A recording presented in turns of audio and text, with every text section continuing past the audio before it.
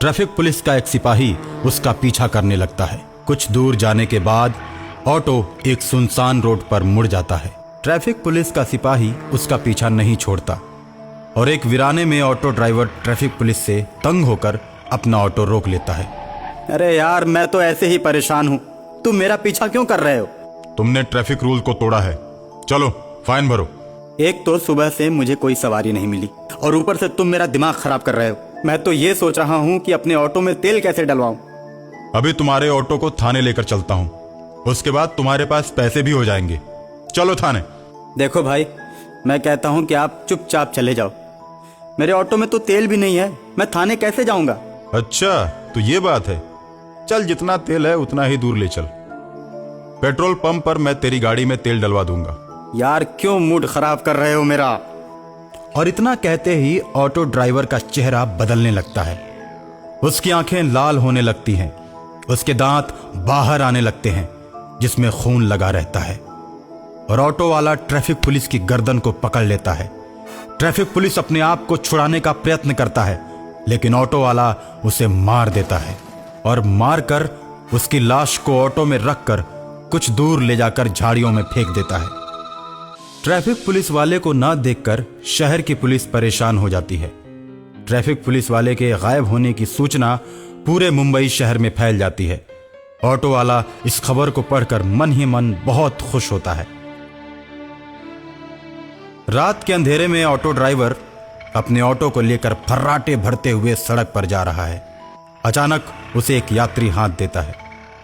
Auto रुक जाता है, यात्री उसमें बैठता है। ऑटो वाला उससे कहता है, अरे कहाँ जाना है भाई? इतनी रात क्या तुम सड़क पर क्या कर रहे थे? भाई मैं भी तुम्हारे जैसा ही शैतान हूँ, चलो हम दोनों मिलकर शिकार की तलाश करते हैं। मैंने कल ही एक पुलिस वाले को अपना शिकार बनाया है। हाँ मैंने सुना था। अब तो और मजा आएगा, हम दोनों मिलकर शिकार करेंगे। ये कहकर वो दोनों ऑटो से अपने शिकार की तलाश में चल देते हैं। कुछ ही दूरी पर चलने के बाद उन्हें एक औरत हाथ देती हुई दिखाई देती है। वे दोनों ऑटो को रोक देते हैं और उस औरत से पूछते हैं, अरे मैडम, आपको कहाँ जाना है? मुझे आगे बरसोवा तक जाना है, क्या आप चलोगे? हाँ मैडम, हम उधर ही जा रहे हैं। कितना किराया होगा भैया? 50 रुपए। इसके बाद वो महिला ऑटो में बैठकर उनके साथ वर्सोवा की तरफ चल देती है। लेकिन कुछ दूर चलने के बाद ऑटो ड्राइवर ऑटो को दूसरी तरफ मोड़ लेता है। ऑटो को दूसरी तरफ मुड़ता हुआ देख वो महिला डर जाती है और तुरंत ऑटो को रोकने के लिए कहती है, अरे भैया, ये किस रास्ते पे ले जा रहे हो? ये तो बरसोवा का रास्ता नहीं है। महिला के इतना कहने के बाद वे दोनों अपना रूप बदल देते हैं और महिला की तरफ मुड़कर उससे कहते हैं, हम कोई ऑटो ड्राइवर नहीं है, हम तो भूत हैं और रोज अपने शिकार की तलाश में निकलते हैं और आज हमारा शिकार तुम हो। इतना कहने के बाद वो ऑटो को रोक देते हैं। ऑटो के रुकते ही महिला उतरकर भागने लगती है। आगे आगे महिला भाग रही है और पीछे पीछे वो भूत भाग रहे हैं। भागते भागते कभी झाड़ियों में, कभी पहाड़ों पे, और ऐसे करते करते वो एक सुनसान रोड पर आ जाते हैं और उसके बाद वो दोनों भूत उस महिला को पकड़कर चीर देते हैं और उसे बीच सड़क पर फेंक देते हैं। सड़क पर लाश को देखकर दोनों तरफ गाड़ियों का जमावड़ा लग जाता है।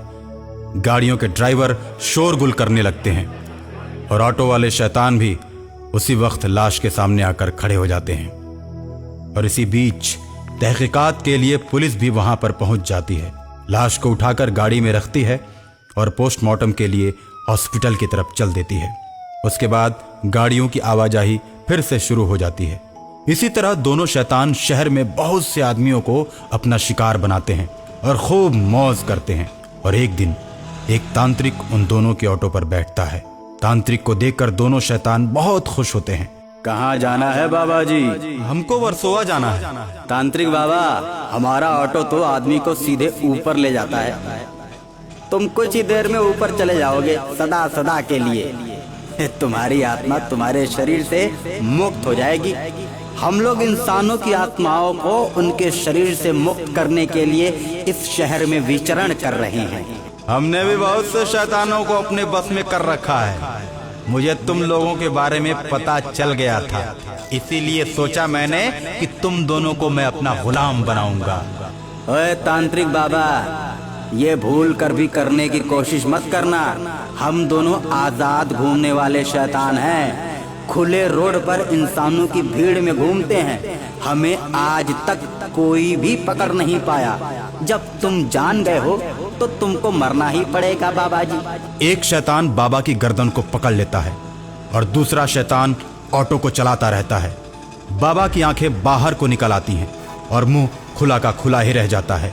शैतान तांत्रिक बाबा को मार देता है और गाना गाता है, बाबा लाएंगे क्रांति टंग डंग डंग डंग डंग, बाबा लाएंगे क्रांति टंग डंग डंग डंग डंग। ये लो, ये भी मर गया, हमको कैद करने चला था।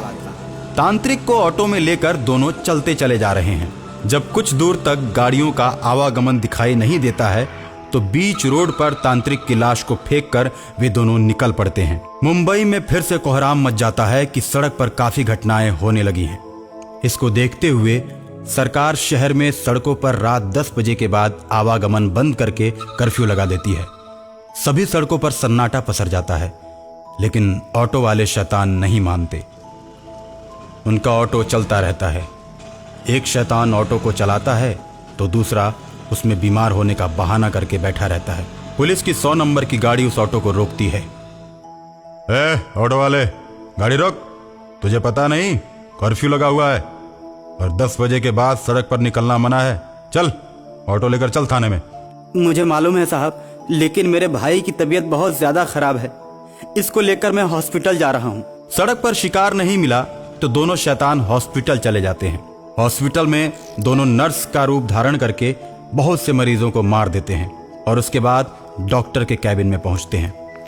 डॉक्टर दोनों नर्सों को देखकर बोलता है, देखो बहुत सीरियस मरीज आ रहे हैं, पूरे वार्ड को घूम घूम कर चेक करते रहो। हम इसी की सूचना देने आए हैं। 10 मरीज तो मर गए। अब जब 10 मरीज मर गए और ऊपर पहुंच गए तो तुमको भी ऊपर पहुंचा देते हैं, उनका इलाज करते रहना। और उसके बाद दोनों नर्स शैतान का रूप धारण कर लेते हैं। एक शैतान दरवाजा बंद करता है और दूसरा शैतान उस डॉक्टर का मुंह दबोचकर उसका गला दबा देता है। और जैसे ही दोनों शैतान बाहर निकलते हैं, सामने तांत्रिक आकर खड़ा हो जाता है।